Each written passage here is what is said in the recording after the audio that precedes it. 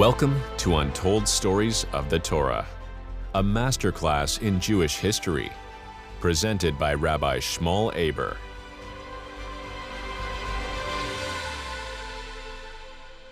Part 1 for the story of Queen Esther. We're going to talk about her whole story from the beginning of her life, way before the Purim story started, until the end of her life, way beyond the Purim story ending.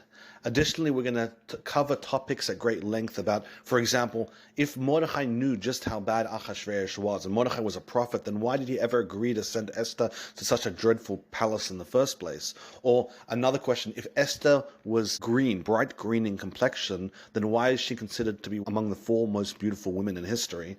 And also, what happens at the end of the Purim story? After the Purim story is over, what happened with Esther? And additionally, one of the topics we'll cover is, what was the big scandal surrounding Esther and Achashverosh's marriage? Something not mentioned in the Megillah story, but is behind the story the entire time. But let's first begin at the very beginning of the story. Esther was born in the year 3359, according to one opinion, which is many years after decades after the destruction of the first Beis Hamikdash, the first temple, and she was born in exile. Her family came from a Jerusalem family, and her father came from the tribe of Binyamin, the youngest of Jacob's sons, Yaakov's sons, and when her mother was pregnant with her, her father passed away. Avichail, her father, passed away, and the day that her mother gave birth to her, her mother passed away as well. So she spent all of a few hours with her mother, and she never spent any time with her father, and she was all alone. She had absolutely no one, no extremely close relatives. But her cousin, her father's nephew, also from the same tribe of Binyamin, Mordechai, took her in as literally a 1-day-old child and raised her, but didn't just take care of her in the traditional way, doing his dues as a family member and just taking care of this child who had no one to take care of. Mordechai raised her in a very personal way. He did everything as a regular father would. He educated her and he gave her the love and affection, and he fully raised her like her own child. The birth name, what her actual birth name is, a very big discussion. There are 2 opinions. One opinion says her birth name was Hadassah, but it was later changed to Esther. And there's another opinion that says exactly the opposite. Her birth name was Esther, and her name was later given to her as Hadassah. The opinion that seems to be more popular is that her birth name was actually Hadassah, and later on Mordechai gave her the name Esther, and he did that with intention. But let's first talk about the name Hadassah. Hadassah means myrtle.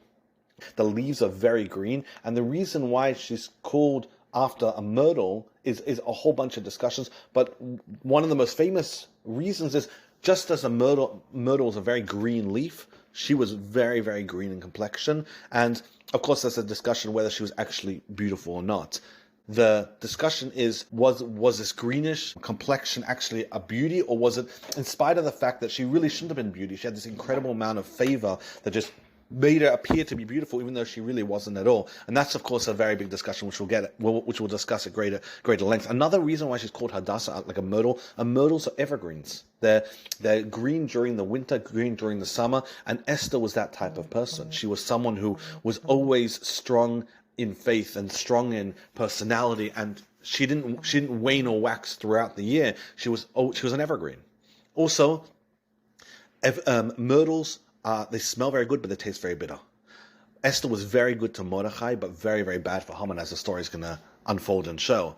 Also, and this is a very interesting answer given by the Ben Ish Chai, he says, the myrtle tree is of average height. Purim, the time when Purim is throughout the year, is when the day is around average day. It's not a long day, it's not a short day, it's somewhere in the middle. And that was a reference to Hadassah, to Esther. You literally see it. But now, let's talk a little bit about Ancestry, because it's going to become very important later on in the story.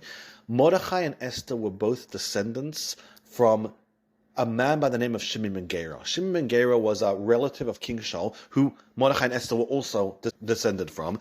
Shimon ben Gera, when King Shaul, and we're not going to go into his whole story, but when King Shaul lost the kingship, Shimon ben Gera went from being a very close family relative of the royalty to becoming pretty much insignificant. He was a great scholar and a great man, but he went He went from being related to a king to being not related at all. And he was very, very bitter and very angry at King David, at David HaMelech, who had now taken over the throne. And so he was waiting for his opportunity to kind of see David HaMelech in his bad times and kind of gloat and be happy about it. And that's exactly what happened. Right towards the end of King David's leadership, his own son rebelled. And Avshalom forced King David, Avshalom, David's son, forced him to run, and he ran. He ran north from Judah, which is straight through the tribe of Benjamin's property. And Shimon ben Gera saw King David running, and he started to mock him. He used dreadful words and dreadful curses, and he was a very, very bright man. So he even enclosed within his words very, very horrifying accusations against King David. And the soldiers that were with King David, he had a lot of loyalists, and the men that were with him wanted to kill Shimon ben Gera. And David HaMelech said, "Don't kill him. God's instructing him to tell me these words." He believed that had Hashem not wanted him to hear these words, Hashem would have stopped Shimon ben Gera, and the fact that he was able to say the words is a fact that this came from Hashem. And so they left him. And Shimon ben Gera had children after this story, and those children, the descendants of those children was Mordechai and Esther. So in fact, in the Megillah itself, it says Mordechai ha-Yehudi, Mordechai the Judah. He was most certainly did not come from the tribe of Yehuda, of Judah. Why was he called Judah? One opinion says his mother was from Judah, from Yehuda. But the most conventional answer is that whole family from that point onwards took on the tribe name as their family name, Yehuda, in honor of King David, who had spared the life of Shimon ben Gera, their ancestor, when he had every right to kill him because he was insulting a king. And so they felt this dedication to David HaMelech, and they used that as their surname. So Mordechai ha-Yehudi was like his family name, because that's the name that for centuries they had used in recognition of David HaMelech. Mordechai understood. He was a prophet, and a lot of the decisions he made were going to be based on prophecy-like feelings. Mordechai knew and understood that certain things had to be a certain way. He understood that Esther or Hadassah was going to need a Persian name, which was very, very useful and very helpful later on. And so he actually gave her that name earlier on. And Esther means to hide. It was a reference to Hashem hiding himself from the Jewish people. It was a very dreadful exile between the first and second temple. And also, her whole mission, a lot of it was going to be based on her ability to hide herself, to not let anyone know that she was Jewish. So Mordechai gave her this Persian name, Esther. Esther also is a reference to whether the moon or to Venus in Persian. It's a Persian name, and so Mordechai gave her this Persian name, understanding that somehow down the line she'd actually have to use it, not just emotionally, but also she'd have to actually go by that name. A really beautiful explanation of the Lubavitcher Rebbe. He says that it says Mordechai raised her, and it uses her name as Esther and Hadassah. And the Rebbe says like this, that the way that Mordechai raised her was such a way that she was able to keep her Hadassah spirit, this evergreen type of personality, a person that's strong in spite of the goodness and the badness, that even when she came into Esther-like concealments, what Esther means to conceal, even when she had her darkest moments in her life, she was able to retain that Hadassah attitude, that Hadassah mentality, and able to be strong and do the mission that she was born to do. The Rebbe says that both these names both testify on the incredible way that Mordechai raised her. Esther grew up. Mordechai raised her for decades, and then at some point she was of marriageable age, and Mordechai and Esther wanted to get married. Esther was, at the time of the Purim story, the lowest estimate was the age of 40, and she wasn't young at all. And the question is, what actually happened? Did Mordechai and Esther actually get married? One opinion is they didn't get married. They understood that she had some important mission, and so she never got married to Mordechai. Another opinion is they wanted to get married, but the engagement was interrupted by the events that are going to unfold, as we'll talk about soon. And one opinion, actually for the most part, the more popular opinion is they were married. It says that he raised her as a daughter, and it says, the rabbis say, don't read it as a daughter, read it as a house, that they were actually married. Of course, that's not written into the Megillah, because the Megillah was read over by Achashverosh, and had he read in the Megillah that his wife was married before him, he would have been furious. So if they didn't mention it in the Megillah, but they put hints, and the whole Megillah story has loads of hints of so many things that they wanted to hide from Achashverosh, so that the future generations knew the real story, but at the same time, at a quick glance through the Megillah, Achashverosh wouldn't be able to find it. The most popular opinion is they were actually married, which changes the story of Esther entirely. No longer is it a simple story of Mordechai giving off adopt a daughter to get married to Achashverosh, but Mordechai and Esther were in a relationship. Mordechai and Esther were married, and the story changes, and it becomes devastating in some ways, but it changes the potency of the story in so many ways. But right now we're talking about before the story even began. Mordechai and Esther are in the city of Shushan. They're married, and the Jewish people are in a very dreadful exile. People were very unproud, let's call it, to be Jewish. It wasn't a time of great Jewish pride, and it also was a time of deep assimilation. The Jewish people were very broken over the destruction of the first Beis Hamikdash, the first temple, and the people, their solution, unfortunately, was let's just hide our Jewishness as much as possible. That's the best way to avoid anti-Semitism, because anti-Semitism was on a massive rise in the Persian Empire, and Achashverosh, the king of the time, he ruled 127 kingdoms. His empire ruled throughout the entire world. He lost a lot, and he gained a little more later, but the point was, there was a point where he was the sole ruler of the entire world, one of the three people to actually control the entire world. And anti-Semitism was on the rise everywhere. Everyone knew that Achashverosh hated Jewish people, and so it wasn't a time where people were very proud to be Jewish, and people were assimilating en masse. They were running away from Judaism as fast as they could, and Mordechai was encouraging people to stay strong, but it wasn't very successful, as you'll see soon. One more interesting note about Esther's raising. Esther was an orphan. And it was a very dark time for the Jewish people, as I just mentioned. Now Hashem said, I want to find someone who's an orphan to save the Jewish people who are in right now like a very orphan state. The Jewish people were they were in exile, and they were like an orphan. Of course, not literally, but figuratively speaking, God had put them through a very deep darkness where they couldn't see God's presence continuously, and so Hashem said, I want to pick someone who's an orphan to save the Jewish people. A quick run through the Purim story, just in order to say Esther's story. This podcast is not really to cover the Purim story in entirety per se. It's more just to run through Esther's story. But of course, understand Esther's story, you have to understand a little bit of the Purim story. Achashverosh was the king of the world at that point. He was inheritor of the people that had destroyed the Babylonian Empire, and he was very disturbed about a particular prophecy. Yirmiyahu, a Jewish prophet, had predicted decades earlier that 70 years after the destruction of the temple, the Jewish people would return.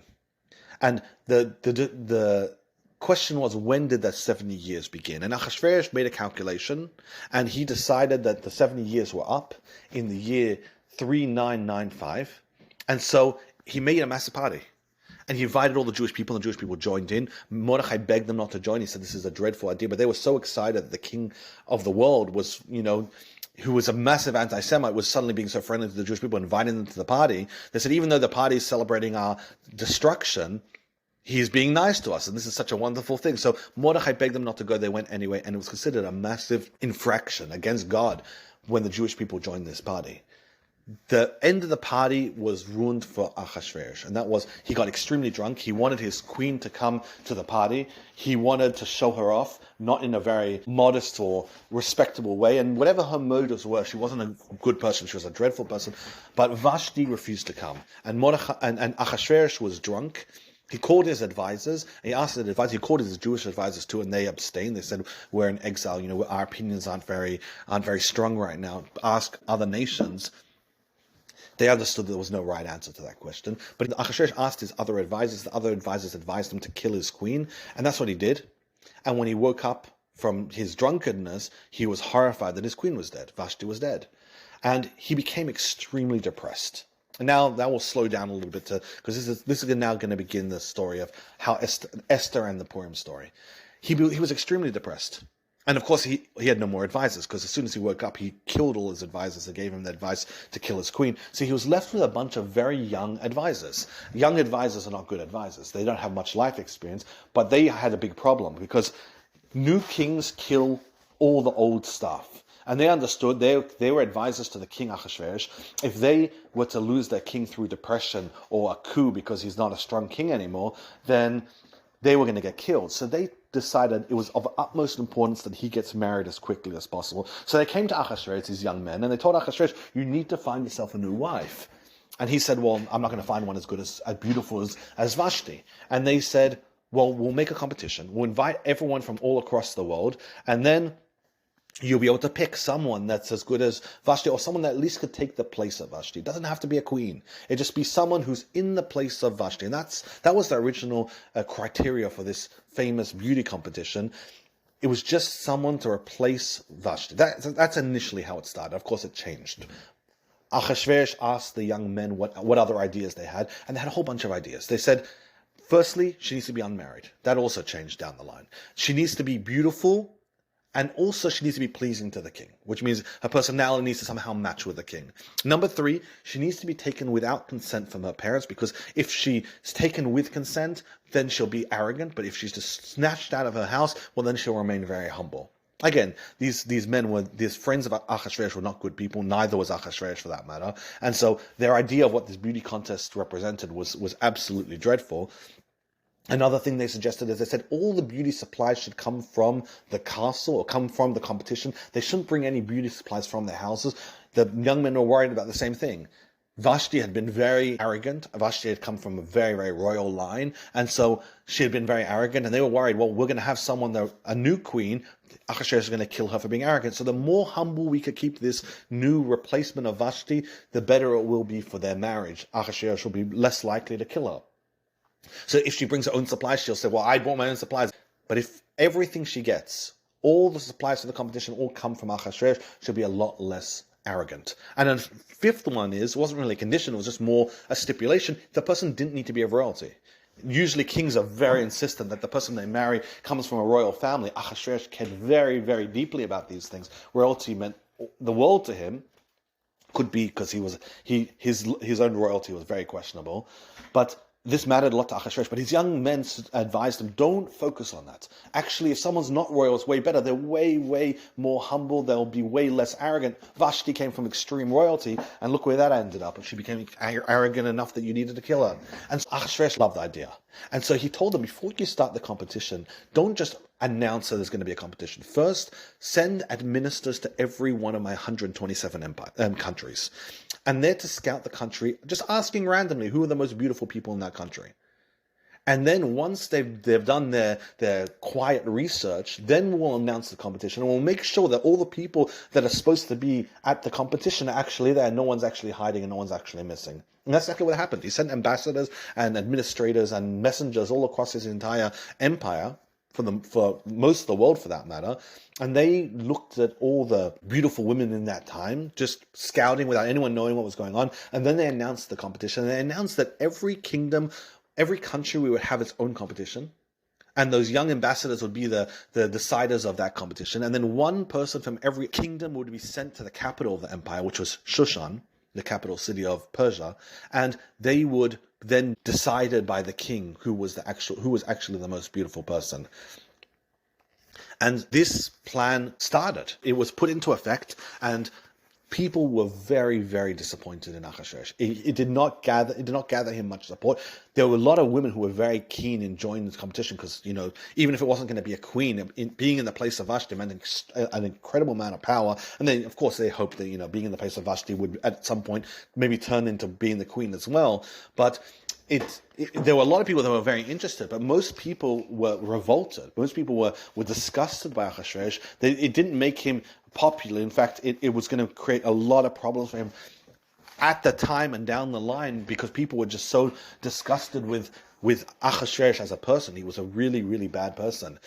Once the winners were decided in every country, they were sent to Shushan. And in Shushan, they spent 12 months in the care of Haggai. Haggai was in charge of the harem, the royal palace for women in Shushan. And for 12 months, they were taken care of. They were fully, anything that they wanted for beauty regimens and cosmetics and perfume and clothing and all that was all taken care of by this man, Haggai.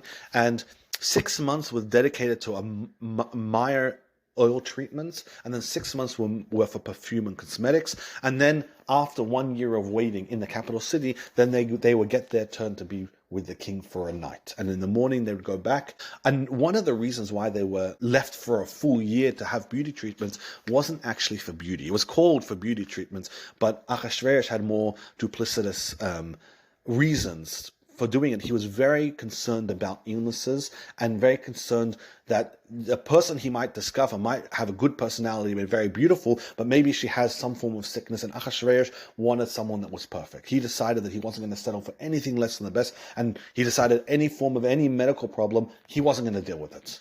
Again, an extremely selfish man and a very dreadful human being all around. But it just shows you the environment that Esther was injected into and the type of person that she had to get married to. It's really horrifying.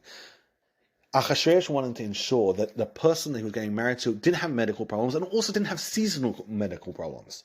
So he decided a full year was enough to test every season. If, some people feel fine during the spring, but the winter they're not able to handle it, he said, well, I want to make sure that there's medical records the entire year, making sure that she's fully healthy every season of the year and she doesn't have any form of weak points. So that's why it was actually left for a full year. Additionally, people were coming from all different countries across the world, and Achashverosh was very worried about contagions. So he said, I want them to be quarantined for a full year before the contestants come to me. That way I don't have to worry about any form of contagions making their way. The full year quarantine is enough time for me to ascertain that there's no medical diseases that are carried with them. When they came to the palace, they were all given Persian names. Achashverosh had no tolerance for cultures and other names. So he said, when they come to the palace, doesn't matter what country they're coming from, they're given a Persian name, and that's the name that we'll now refer them to. It was considered a royal status as well, that name. So it wasn't only just a lack of sensitivity on Achashverosh's part. It was also considered this honor that she's getting a name from the king, a royal name that she can now use. But at the same time, it also was just a lack of sensitivity to anyone else's culture. He didn't have tolerance for any other names. He was like, Persian names, the only names will be used in the castle. Which in the case of Esther was very helpful because she didn't have to change her name. She already went by the name Esther. During the night, the potential queen, let's call her, or the potential replacement of Vashti, was with the king. She was like a queen. Whatever she wanted, she could request. She could have orchestras playing music. She could have as many attendants and helpers, and she could command them at will, and they would do whatever she wanted. And they had a night to prove to Achashverosh that they were the right person. And in the morning, they weren't given an answer. Achashverosh wanted them always to remain hopeful. He didn't want to have bitter contestants or angry people that were spurned. He said, maybe you're the right person, maybe you're not. We'll see.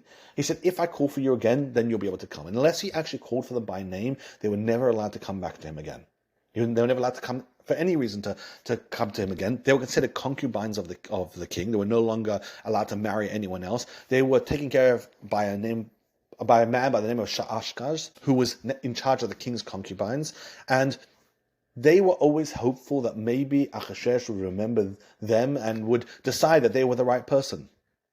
But they were never officially denied, and they were also always officially connected to the king. So they were taken care of to a certain degree, but they didn't have any form of marriage certificates or dowries or anything, any legal connection. They just could not marry anyone else. And also, very importantly, they could not try again without permission. Which means they couldn't join the competition again from the beginning. And that's why their names were recorded. Their Persian names were recorded in a book by Achashverosh to ensure that no one went in again. And the official announcement was, any person that goes into the king for a second time or goes to the king at all without permission would be automatically killed. And that was to become a very important detail of the story moving forward for Esther. But now let's talk about Esther herself. As soon as the announcement went out for the competition, Mordechai and Esther both realized there's a big problem, that Esther was extremely beautiful and they didn't want Esther to be seen. They didn't want Esther to be a part of the competition. And for 4 years, Esther remained in hiding. She literally did not go out into the streets. She was a very private person to start off with. And there were rumors in the city of this incredibly beautiful girl who no one knew who she was and where she lived or where she was from or what. No one knew anything about her, but people talked about this incredibly mysterious but beautiful girl that lived in Shushan. But then when the competition started, she vanished. No one saw her. But the competition went on for 4 years, and Achashverosh kept it going, and he kept sending messengers to distant lands, finding more girls, and people were growing extremely impatient, extremely angry, and Achashverosh was starting to collect an incredible amount of enemies, because as you can imagine, people that weren't winning the competition, whose daughter's whole life was ruined now, because that was it, they couldn't get married to anyone else, and there was so much anticipation and excitement, and now nothing had been made of it, and Achashverosh was starting to lose a lot of popular support with this beauty competition, and people started to mock him. They started to tell behind Achashverosh's back. They started to say, the winner is in Shushan. Everyone knew that anyone that had seen this girl claimed that this girl was far more beautiful than any of the contestants that had ever come. And they all started mocking Achashverosh. He's going across the entire world. He has one of the largest kingdoms in recorded history. And he's searching the entire kingdom when the actual winner of the competition is somewhere in Shushan and he can't even find her. And these rumors started growing wings, and people started mocking the king. And at some point he's heard of this, and Achashverosh got really angry. A real contestant is in this city and we can't even find it. And he started making searches. And then he made 2 famous edicts. On the Megillah calls Devar HaMelech V'Dasei. He made the king's law and the king's word. He realized he needs to up the ante. There's obviously a contestant who's not willing to come, and he understood that he needs to make an incentive and he needs to make a threat. So he said like this. He said the law is any parent who's hiding a potential contestant, someone who could really win the competition, would be killed. Everyone needs to announce themselves, which of course didn't make him very popular, but that was the law he made. And the word was, he said the winner would be queen. It was no longer a replacement for Vashti, even though whether he intended to actually keep that or not, but he wanted to up the ante in both directions. So he said, the word will be that the winner will actually be the queen. She'll be able to be a queen, which is, a massive deal. So people started lining up. In Shushan, they started saying, well, let's get our daughters in to see the king, because maybe they'll be the winner. There's a lot to win, and there's a lot to lose, because anyone caught harboring a fugitive, a potential contestant, would be killed. Haman was a wicked man, one of the advisors of the king, who also went by the name of Memuchan. He lived in Shushan at that time. He was a descendant of Amalek, the arch enemy of the Jewish people. And he had a daughter. In fact, he's the one really responsible for orchestrating the death of Vashti. He saw an opportunity to get Vashti removed, and so he convinced Achashverosh at the party when he was drunk to kill Vashti. And surprisingly, although all the other advisors were all killed, Memuchan, Haman, managed to survive. And he had a daughter.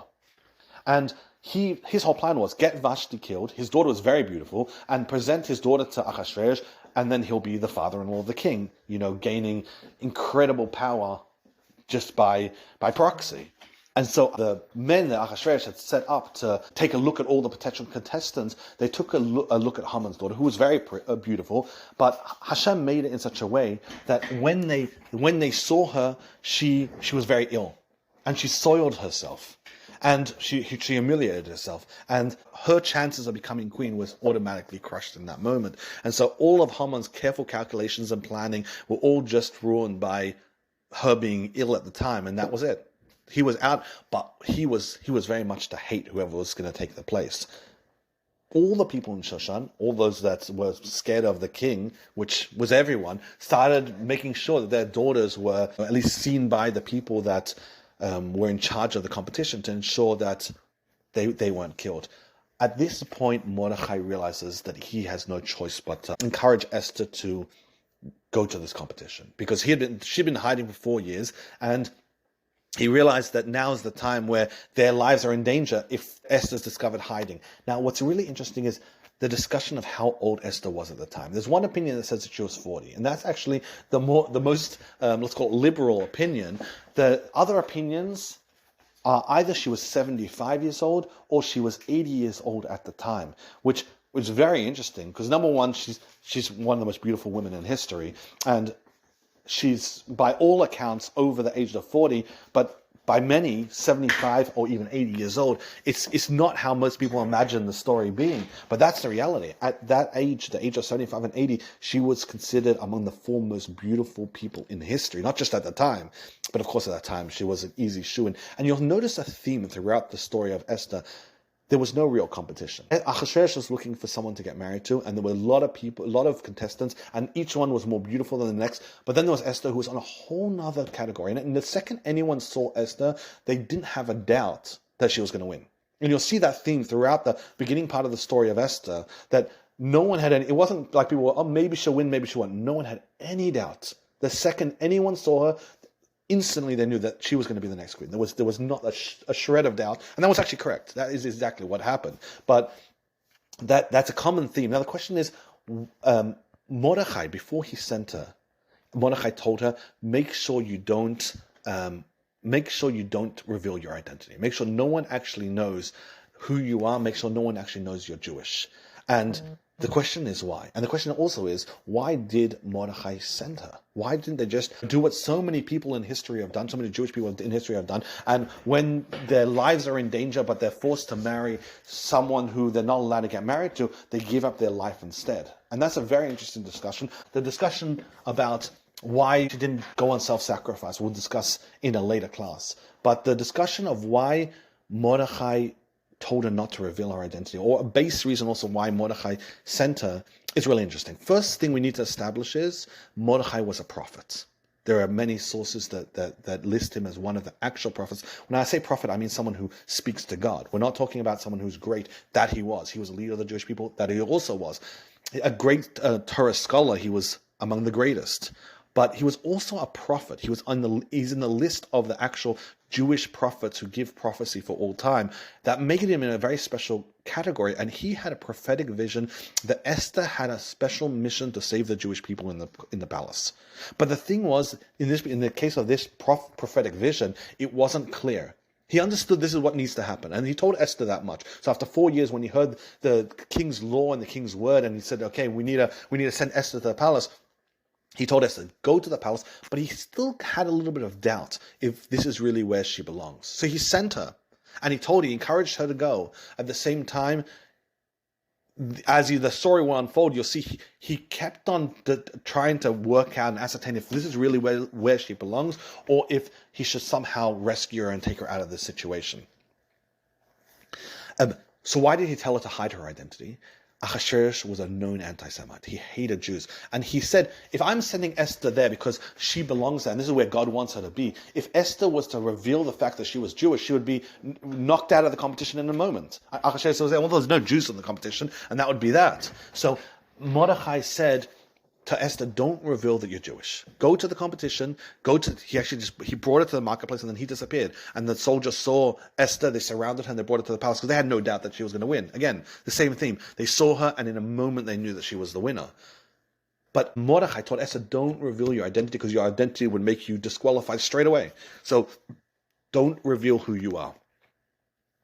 Another reason why Mordechai didn't want her to reveal who she was, Mordechai wanted to look out for her. Mordechai had a lot of connections. He was a leader of the Jewish people. He was an advisor, a low-level advisor of the king, but still an advisor of the king. And so if people knew that they were related, and people knew that she was Jewish, they'd be very cautious around Mordechai if they're plotting against Esther. But if no one knows she's Jewish, they'd never be cautious about what they say around Mordechai, and he could gather intel. Additionally, Mordechai was very worried about Achashverosh knowing that she was Jewish. If he decided regardless, even though she's Jewish, he's going to get married to her, during their marriage, Esther and Achashverosh would undoubtedly have a marital spat. They would have a moment of up and down. And Mordechai was very worried.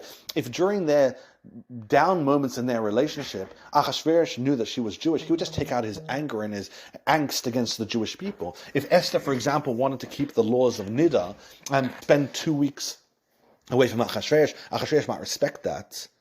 But at the same time, he'd be furious at the Jewish people and the Jewish laws and the Jewish customs, and he would take out his anger against the Jewish people. And Mordechai said, it's a lot safer for the Jewish people for Achashverosh not to know that Esther is Jewish. Another reason, or really lends itself to understanding the story, Mordechai wanted Esther to keep practicing Judaism in the palace undisturbed. If no one knew that she was Jewish and she did a bunch of strange things, they would just write it off as idiosyncrasies. She's a bit of a strange person. She does a bunch of strange things. On Saturday she doesn't touch any fire. All right. But if they knew she was Jewish, well, they'd say, oh, she's doing Judaism, and straight away they'll crack down on it and say, oh, you're absolutely not allowed to do that. So I said, if you want a chance of keeping Judaism, the best thing for people to do is not know that you're Jewish, and then they'll be fine with you being a little strange. But if they know it's Judaism, suddenly they'll care very much. And the fifth reason, and a very interesting reason, is Mordechai was hoping for an opportunity to help Esther escape. And he said, if Achashverosh knows she's Jewish, well then if she escapes, Achashverosh is going to take that on the Jewish people. But if he has no idea who she is, if she vanishes one day, Achashverosh will just be angry at Esther for vanishing and try to find her, but he won't take it out on the collective Jewish people, and he'll keep the Jewish people a lot more safe. So she went to the marketplace, as Mordechai instructed. She did not reveal who she was, and she had a Persian named Esther, and the second the guards saw her, as I mentioned, they surrounded her, and they brought her straight away to the royal palace. Haggai, who was in charge of the competition, who had for 4 years been dealing with all the contestants in the competition, the second he saw her, he knew on the spot she was the winner. He had no doubt, and so he started treating her like a queen from the very moment he saw her. He was like, well, if she's a queen of Persia now, she's without a doubt going to be the one picked by Achashverosh.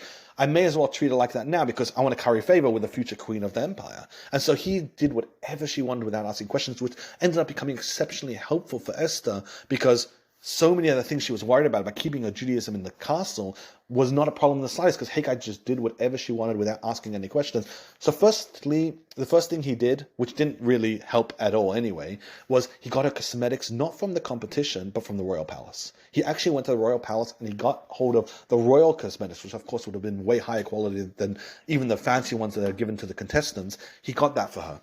But then also, whatever she wanted for spiritual survival, let's call it, he did it without question. So she said, according to one opinion, that she wants to be a vegetarian, and Haggai said, okay, sure. Now, that was very risky.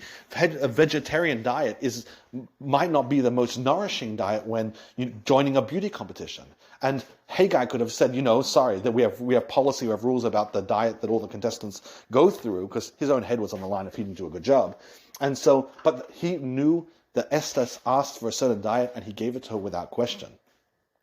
Additionally, Esther asked for 7 helpers. And she said, I want the 7 helpers not at the same time. I want 7 helpers, each one day apart from the other. Every 7 days. Now, this was very important for Esther because she was, of course, Jewish, and she wanted to know when Shabbos was. For us, we can't imagine that being a problem. But in the Persian Empire, the week was a lot different, had different days. It didn't have 7 days. So for a few weeks, maybe it's easier to calculate every 7th day. But after a while, it starts to get a little chaotic. And Esther realized that if she wanted to calculate when Shabbos was, the best way to do it is to have 7 helpers. And then it didn't matter about the weekday. They just took turns one at a time. And when the Shabbos Saturday helper was there, she knew it was the Shabbos and she knew what she needed to do. Additionally, she was very worried about gossip and about people noticing her behavior being different. And she said, if I have 7 different attendants, maids, let's call it, that came on seven different days, the one that came on Saturday, that came on Shabbos, would just assume that me not touching fire and me having a special meal and me lighting candles is just the way is just what I do every day. She'd have no reference from any other days to understand that Shabbos was entirely different. So Esther orchestrated events, and Haggai, without even knowing why she wanted it to be done, fully supported it because he understood this was the future queen of the entire empire, and it was in his best interest to do everything that she wanted. There is a discussion, though, about what she actually ate. Did she only eat kosher? There are different opinions.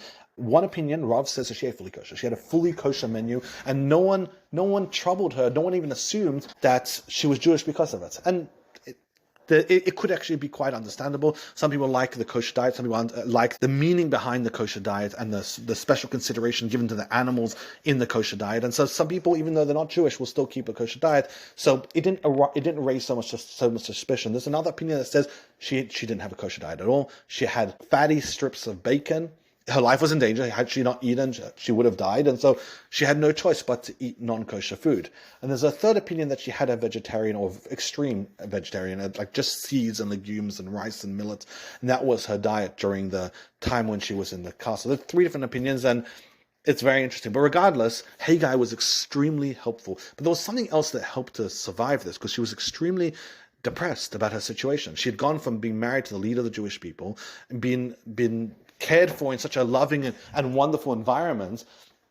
And now she was in a dreadful place, in a dreadful scenario, with prospects that were far worse of getting married to one of the worst men alive, King Achashverosh. And the power and the wealth and all this didn't entice her in the slightest. So she was really miserable. And Mordechai understood that. And so Mordechai decided that he was going to comfort her and he was going to be there for her. And so as the leader of the Jewish people and as an advisor of the king, he had access to the courtyard of the harem of the king. So the house of women. And he was able to walk the courtyard. And so even though he never spoke to Esther, because of course that would make an instant curiosity, people would start wondering how do the two know each other, he would walk the courtyard. And no one thought anything of it because he was a high-ranking official, so they just accepted he has king business to do. But he would just be a constant presence there, ensuring that she knew that he was there for her. At the same time, they weren't talking to each other, but they would keep up her spirits and remind her to be strong and not to reveal her identity. Had she revealed her identity, according to some opinions at least, she'd go home. That would be the end of the story. But she believed that Mordechai's vision for her, that she had something very important to do to save the Jewish people inside the palace, applied to her, and so she kept strong and she didn't crack under the pressure. And though she was sad about it, she continued to do what was asked from her, from Mordechai, to go to the palace and just see it through. What's so amazing as well is that usually when people are very sad or in a situation they don't like, they're not very charming. It's not pleasant to be around them because they're miserable and they're upset and there's nothing entertaining about them. With Esther, it was exactly the opposite. Her personality was so strong and her inner strength was so strong that though the situation was so unbelievably horrifying for her, she still was so pleasant. People still found her extremely charming, and everyone, no matter who it was enamored by her in spite of the fact that she was so miserable in her situation. She still had strength of character to smile and be joyous even in such a dreadful situation. And she was miserable. At the same time, she still found a way to be joyful, to be happy, and to be charming. In the next class, we're going to discuss what happened with Esther when she finally, after a year, went into the king. Thank you for listening to Untold Stories of the Torah. If you enjoyed this episode, help us spread the word by subscribing to this channel and leaving us a review.